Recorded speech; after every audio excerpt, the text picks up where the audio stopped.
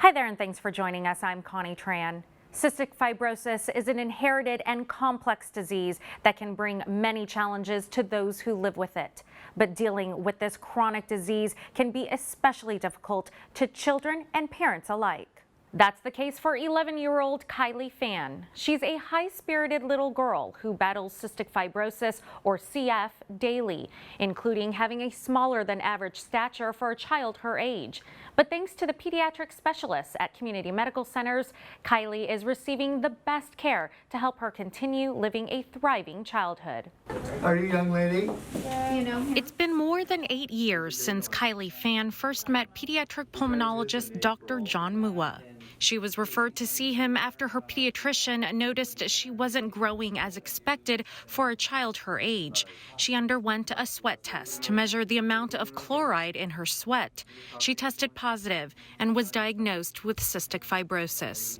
But Dr. Mua said Kylie's case was unique because she didn't fit the bill of what a typical CF patient looks like. She also didn't have the genetic makeup. Even on her genetic study, she does not have the normal genetics. She's got the poly-Ts and the TGs and no definitive disease-causing mutations. Yet, she's got the positive sweat tests. Kylie's father says when they received the CF diagnosis, their family was crushed.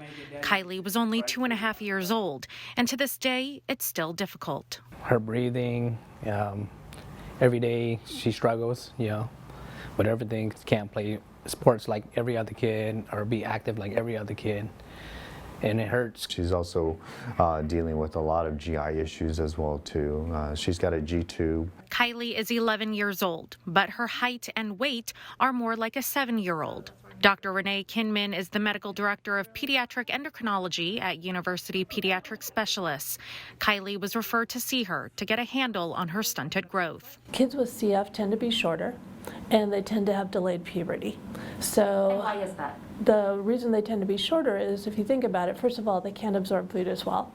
And then second of all, they tend to use more calories breathing, and so you have less calories left to grow.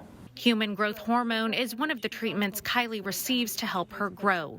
And while treatments have been successful for Kylie, Dr. Kinman says growth hormone injections can be complicated. The risk of growth hormone is that we don't know what can happen 50 years from now, so you have to have that conversation with the parents. Kylie receives one growth hormone injection every day, another obstacle she faces in her daily fight against CF. She's the strongest person I know. Every day, like I said, she's a fighter. She obviously has done tremendously well. And ever since starting the growth hormone, her weight has gone from kind of this slow plateau to a sharp angle that's kind of going upward. Dr. Mua says Kylie's prognosis with her growth and CF are positive, and that's due in part to the multidisciplinary care she's received from the pediatric specialists at Community who collaborate daily, especially with complex cases like Kylie's. That's kind of the key to what we have here, and that's the beauty of what we do, is that, I can call Dr. Kim and say, hey, Dr. Kim, can you come see this kid? Because I think there's something else going on out there. And she'll actually run across and just come and look at and see the patient with me. Sok says he's grateful Kylie is cared for by physicians and a team who are compassionate about ensuring his daughter lives her best life. Thanks for being part of her family. It's heartwarming.